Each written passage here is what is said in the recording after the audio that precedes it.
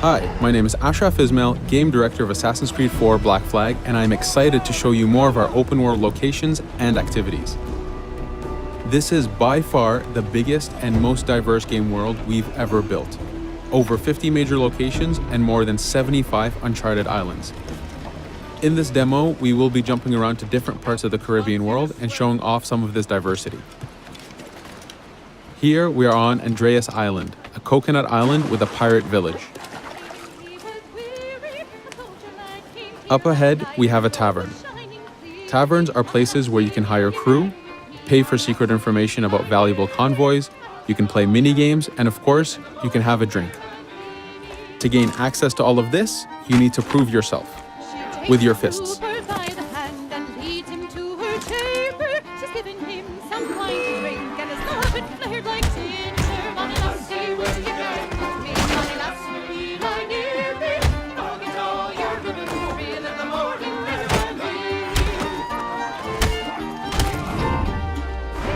Now that the fight is over, you have access to the tavern and its services. This being a tavern, there's always plenty of rum to be drank, but drinking too much will have some fun surprises for you.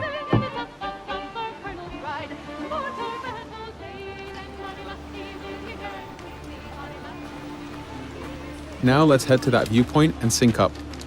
Each viewpoint in the game is a small navigation puzzle to reach the top. Synchronizing unfogs the map, showing you nearby collectibles and activities, and it also becomes a fast travel point so that you can quickly get back here. The world is massive. We need it to make it comfortable and easy for you to get to where you want.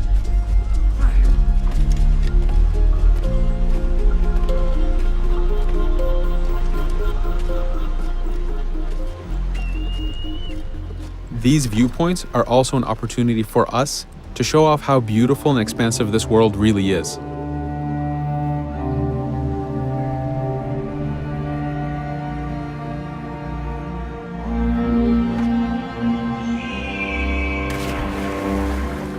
Now we're heading to another important location, underwater shipwrecks.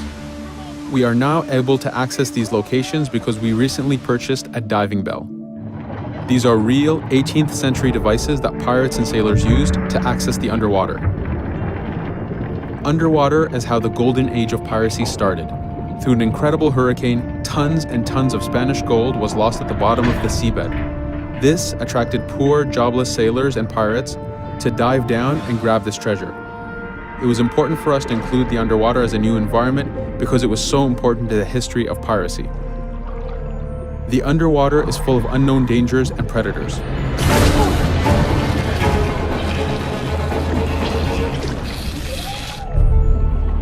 You do have to pay attention and act quick, but the risk is worth the prize as you need a lot of money to get all the upgrades for your ship, the Jackdaw.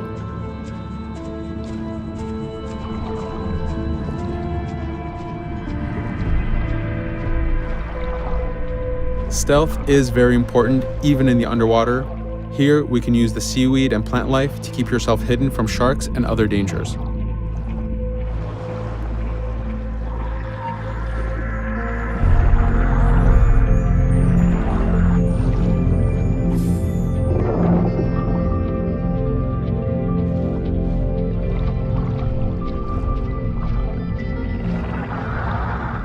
This is an air barrel.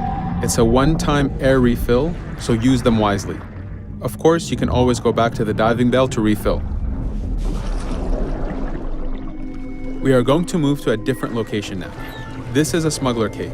This one happened to be accessed from the underwater, but not all of them are. Here, we ran in without looking around, and this got us in a little bit of trouble. But it was only 2 guys and we took one by surprise, so not too bad. Caves are heavy stealth locations. Stealth is key in this game. We've put a lot of effort in to make it a valuable and exciting gameplay for players. Since we came from the underwater, Edward does not have his weapons or guns. You will have to use your stealth tools to get through this. Here, we will utilize the whistle to take out the brute.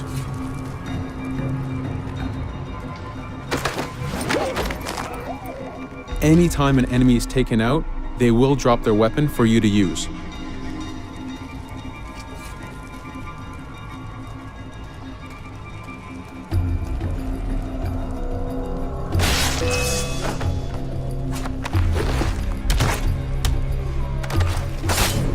Again, we are taking these guys by surprise and using their own weapons against them.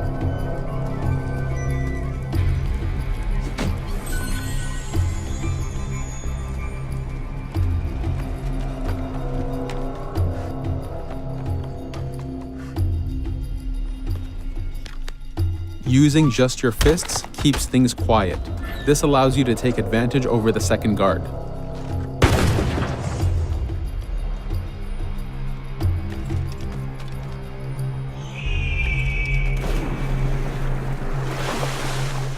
Up to this point, we've been doing a lot of pirating. This has attracted the attention of pirate hunters. This is fed back to you with the clashing swords above the health bar. This is a first level hunter after us. You can push the wanted system to reach level 4, where you have a fleet of intense aggressive hunters after you. The horn you heard indicates that this is a charger type ship. This ship is all about getting close and ramming. Each ship type has a unique sound associated to it, the scariest being the war drums of a man of war. Your first mate, Otawale, is always giving you helpful advice and feedback. The chain shot is a stun weapon. Hitting ships slows them down. Great for stopping a charger's attack.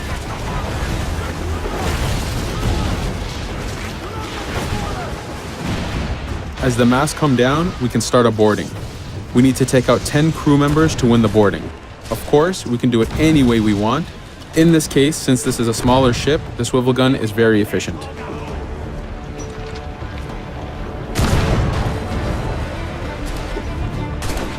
There are many objectives in the boarding system, including destroying powder keg reserves and removing the flag from the top mast.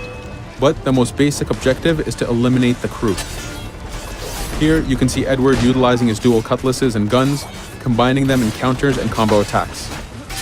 You do have a max of 4 shots before reloading, so make them count.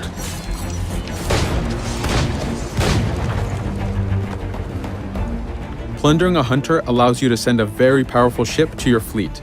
They are also a good way to gain ammo for the Jackdaw. In this case, we will use this opportunity to lower our wanted level.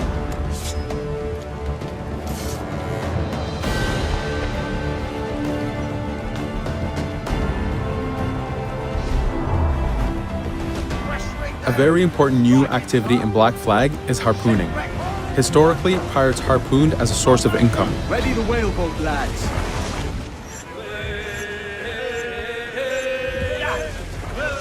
Harpooning is a part of upgrading Edward and his gear. There are many different types of creatures to harpoon, and they are all needed to get every single upgrade.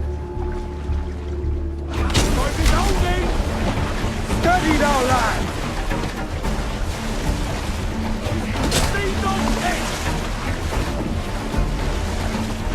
Success!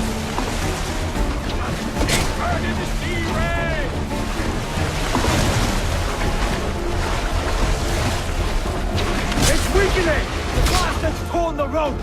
Stay sharp, lad. This is one of the smaller harpooning targets. Just imagine taking on a great white shark or a blue whale.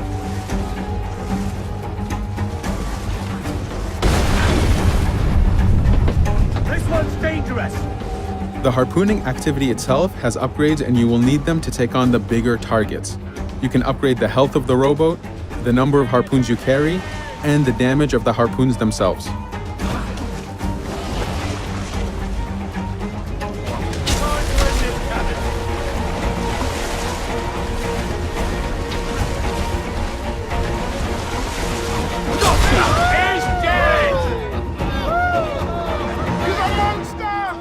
This was just a tease of the activities and locations. There is tons more for you to experience. Thank you for watching.